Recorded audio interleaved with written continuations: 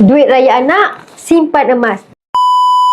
Cara terbaik bagi duit raya. Apa kata raya tahun ni kita jadikan satu kelainan dengan hadiahkan duit raya kepada anak-anak dalam bentuk emas seperti ini. Kalau tuan pada tahu, pada tahun 2020 yang lalu, 1 gram gold bar ini bernilai harga sekitar RM260 saja. Hari ini, 1 gram ini dah mencecah lebih daripada RM700.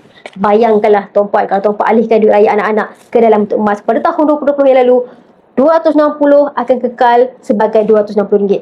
Tetapi kalau tuan-puan dah alihkan ke dalam bentuk emas 1 gram, hari ini ianya dah meningkat lebih daripada RM700. Apa kata pada tahun ini jadikan satu kelainan dengan alihkan duit raya anak-anak ke dalam bentuk emas.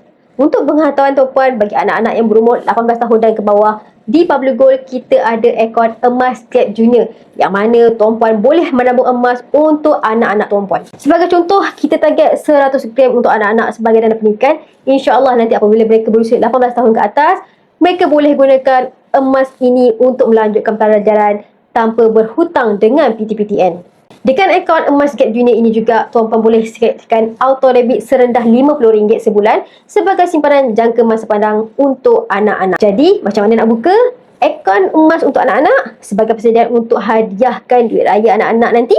Tuan-puan boleh sahaja klik di link bio ataupun isikan button sign up. Untuk saya bantu tuan-puan mulakan tabungan emas ataupun daftarkan akaun emas untuk anak-anak tuan-puan. Follow saya rapat-rapat untuk ilmu emas dan kewangan. Design your future with Cool.